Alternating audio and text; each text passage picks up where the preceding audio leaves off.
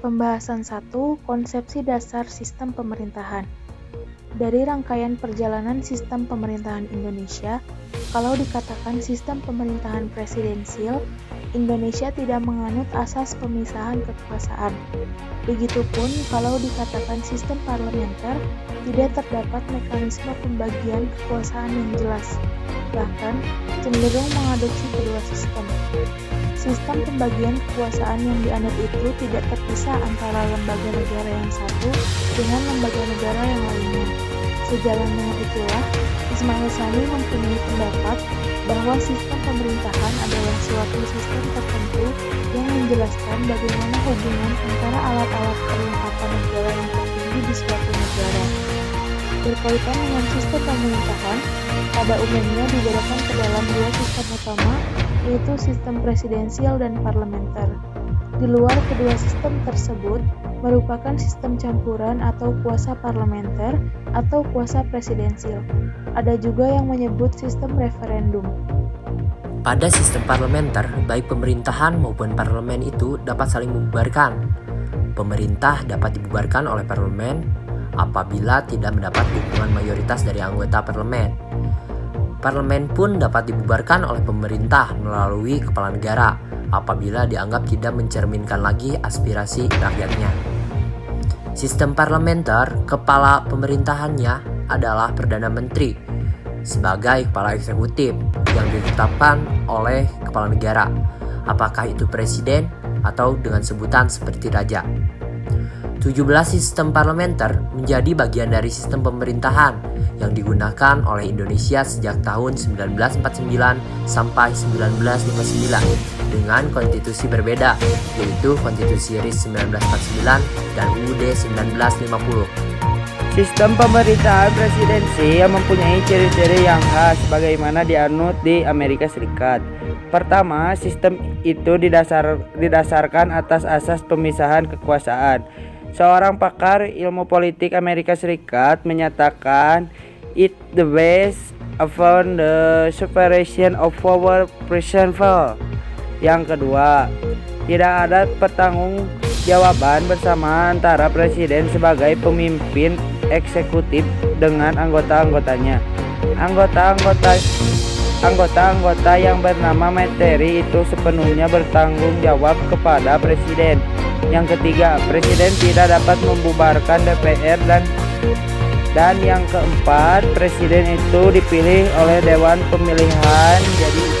Jadi ini sistem pemerintahan presidensial sebagaimana berlaku di Amerika Serikat. Lalu bagaimana dengan sistem pemerintahan presidensial di Indonesia? Oleh karena itu, secara realitas politik maupun secara konseptual atau teoritis kewenangan lembaga negara selalu terkooptasi oleh satu lembaga politik tertentu yang menyebabkan tidak mampu menjalankan fungsi dan kewenangannya yang mencerminkan sistem check and balances. Prinsip check and balances ini dapat dioperasionalkan melalui cara-cara sebagai berikut. Yang pertama, ada pemberian kewenangan kepada pengadilan sebagai lembaga pemutus perkara sengketa kewenangan antara lembaga eksekutif dan legislatif. Yang kedua, ada pemberian kewenangan untuk melakukan tindakan kepada lebih dari mengapa gagasan pemisahan itu satu lembaga. Misalnya, kewenangan pembuatan undang-undang diberikan kepada pemerintah dan parlemen. Yang ketiga, ada pemberian kewenangan pengangkatan pejabat tertentu kepada lebih dari satu lembaga, misalnya eksekutif dan legislatif. Yang keempat, upaya hukum impeachment lembaga yang satu terhadap lembaga lainnya. Dan yang kelima, pengawasan langsung dari satu lembaga terhadap lembaga negara lainnya, seperti eksekutif diawasi oleh legislatif. Pembahasan 2. Praktek sistem pemerintahan berdasarkan konstitusi. Perubahan UUD 1945 yang telah menempatkan DPR sebagai lembaga pembuat undang-undang secara konsepsional sangatlah ideal, karena memang lembaga perwakilan merupakan lembaga legislatif.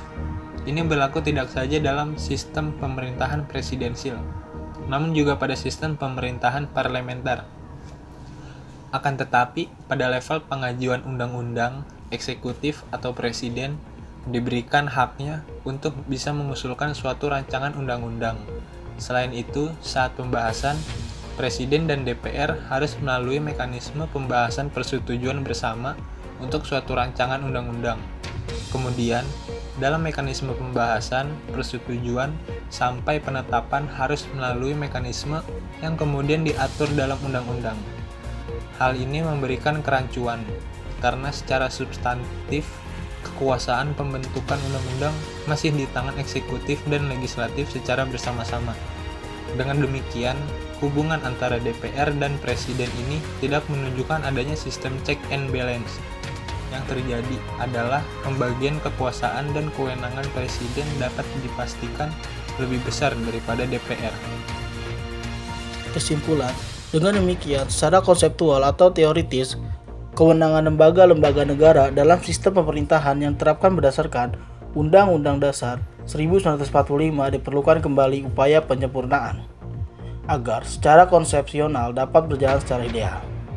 Kedua, kemudian secara praktek dalam menjalankan fungsi dan kewenangan, lembaga negara tidak mencerminkan bahwa sistem pemerintahan Indonesia menganut pemisahan kekuasaan, akan tetapi lebih dekat pada sistem pembagian kekuasaan. Secara kenegaraan, sistem yang demikian lazim digunakan oleh negara dengan sistem pemerintahan yang bukan presidensial seperti yang digunakan di Indonesia. Sekian dan terima kasih. Semoga bermanfaat atas pemahaman materi dari kelompok kita. Wassalamualaikum warahmatullahi wabarakatuh.